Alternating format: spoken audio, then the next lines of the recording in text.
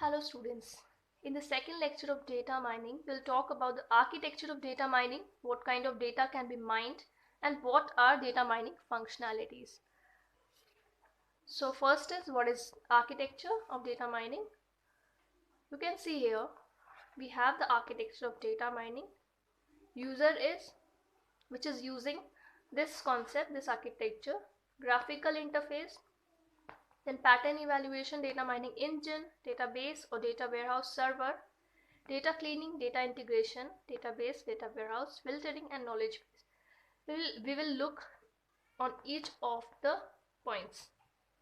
So first let's discuss about what is database or data warehouse, which is also called as World Wide Web or other information repository. It is what it is basically a set of database. Data warehouse, यहाँ पे क्या हो रहा है, set है, database का ये set है.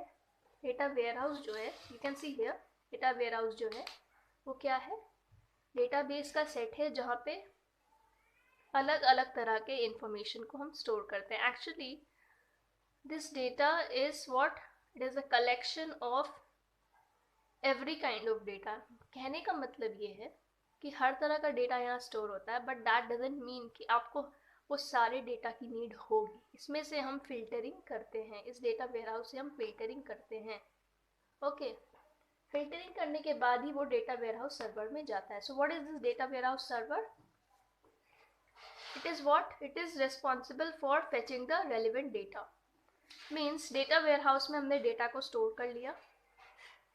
डेटा वेयरहाउस में स्टोर किया कैसा डेटा? हर तरह का डेटा, अच्छा हो, जो हमारे लिए यूजफुल हो और जो ना भी यूजफुल हो, but we only need the relevant data. So what we did, we filter the data. After filtering it moves to the data warehouse server. और ये जो data warehouse server है ये responsible है किस चीज़ के लिए? relevant data को fetch करने के लिए. okay, then data mining engine, what is this doing? ये क्या कर रहा है यहाँ पे? data mining engine क्या करता है? it is what, it is set of functional modules. जैसे आप कैरेक्टराइजेशन करते हैं, क्लासिफिकेशन करते हैं. क्लासिफिकेशन मीन्स व्हाट, आप अलग अलग कैटेगरी में डिवाइड कर रहे हैं, किसी भी डेटा को अलग अलग कैटेगरी में डिवाइड कर रहे हैं. कैरेक्टराइजेशन क्या हो गया? कैरेक्टरिस्टिक के अकॉर्डिंग आप उसको डिवाइड कर रहे हैं. For example, in the last lecture I have given you a example related to student data. तो क्लासिफिकेशन यहाँ पे कैसे हो सकता है? स्टूडेंट डेटा पे क्लासीफाई कर सकते हैं on the basis of age, classify कर सकते हैं स्टूडेंट डेटा को on the basis of gender. यानी डेटा सिर्फ हमें चाहिए जो फीमेल कैटेगरी, फीमेल जेंडर के लोग होंगे उसका डेटा चाहिए. ठीक है, तो इस तरीके से बहुत सारे ऐसे आइडियाज़ हैं जिनसे हम डेटा को क्लासीफाई कर सकते हैं. अब बात आती है कैरेक्टराइजेशन की. उनके कैरेक्टरिस्टिक्स के अकॉर्डिंग भी हम उनको क्लासीफाई कर सकते हैं. मींस अगर हमें डेटा मिला फर्स्ट ईयर का और फर्स्ट ईयर के रिजल्ट्स आ चुके हैं, तो जो बच्चे सिर्फ फर्स्ट आए हैं उनके ही डेटा को हम यहाँ पे स्टोर करेंगे. That is what characterization is. और ये भी हो सकता है कि कोई बच्चा जो बहुत तेज़ है पढ़ने में, या ही और she is having a good behaviour, तो वो उसकी प्रॉपर्टीज़ है, प्रॉपर्टीज़ के अकॉर्डिंग उसको अलग अलग कैटेगरी में डिवाइड करेंगे. Next is pattern evaluation. अब पैटर्न इवैल्यूएशन में क्या होगा? एक्चुअली ये जो कंपोनेंट है ये क्या करता है, डेटा माइनिंग मॉड्यूल से इंटरैक्ट करता है ताकि हम इंटरेस्टिंग पैटर्न्स को सर्च कर पाए. पैटर्न इवैल्यूएशन नाम से ही लग रहा है कि हम किसी पैटर्न को चेक कर रहे हैं. Means we are searching some pattern. तो यहाँ पे हम पैटर्न को सर्च करेंगे.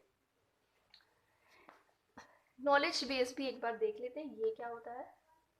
रिजल्टिंग पैटर्न्स को गाइड मतलब चेक करने में गाइड किया जाता है नॉलेज बेस में. ठीक है, नॉलेज बेस क्या है? A knowledge which is used to guide the search or evaluate resulting patterns. Next is graphical interface, graphical user interface. ये क्या होता है? एक ऐसा मॉड्यूल जो यूज़र और डेटा माइनिंग सिस्टम के बीच में इंटरैक्ट करता है. आपने डेटा फेड कर दिया, बट यूज़र के पास वो कितना डेटा जा रहा है डेटा माइनिंग इंजन या डेटा माइनिंग सिस्टम से, वो देखता है ग्राफिकल यूज़र इंटरफेस. ये क्या कर रहा है, यूज़र को अलाउ कर रहा है सिस्टम से इंटरैक्ट करने के लिए। आप being a user we are giving some kind of query देते हैं। सो प्रोवाइडिंग इंफॉर्मेशन, जो इंफॉर्मेशन प्रोवाइड कर रहा है वो ग्राफिकल यूज़र इंटरफेस कर रहा है। Means in short we must know graphical user interface का क्या काम है।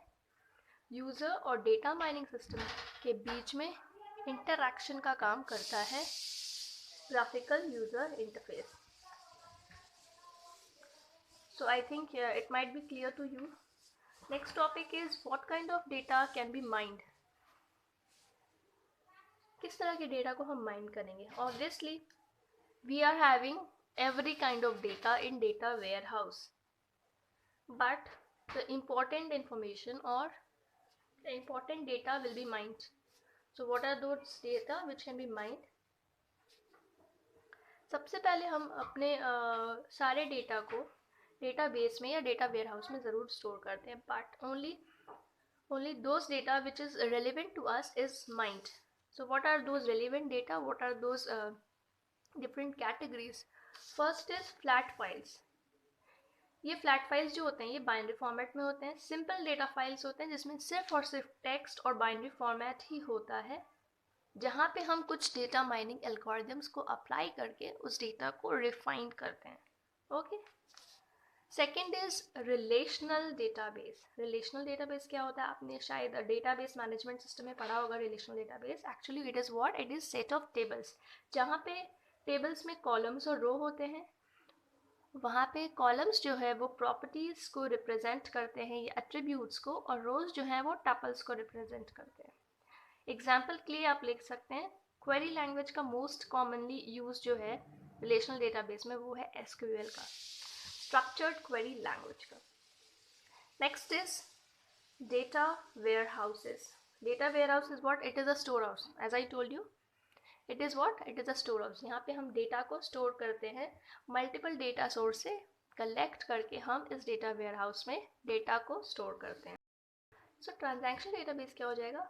सेट ऑफ रिकॉर्ड्स हो जाएगा जो ट्रांजैक्शंस को रिप्रेजेंट करता है। आपने देखा होगा whenever you do online shopping और whenever you fill a form, एक टाइम स्टैम्प होता है, क्योंकि आपको ट्रांजैक्शंस भी करने होते हैं, फॉर्म फिल करने के लिए आपको पेमेंट भी करना होता है।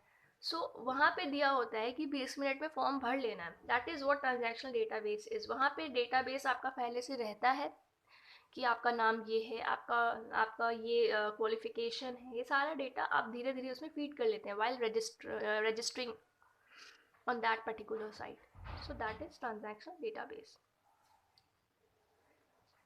Next is multimedia database. ये क्या होता है?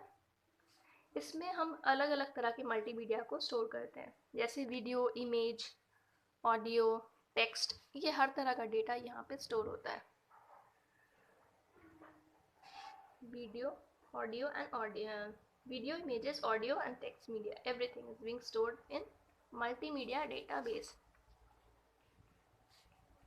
The next topic is data mining functionalities. So let's talk about data mining functionalities.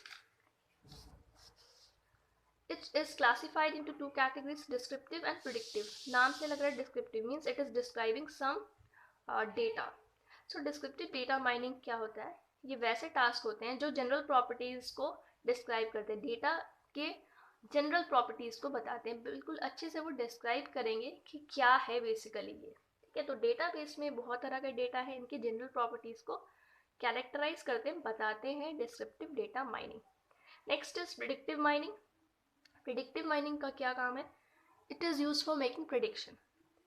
Current data के अकॉर्डिंग प्रिडिक्शन करते हैं, predictive mining. So I hope students this lecture might be clear to you. अगर कोई question query होगा so comment section में आप comment करके मुझे ज़रूर बताइए। Thank you.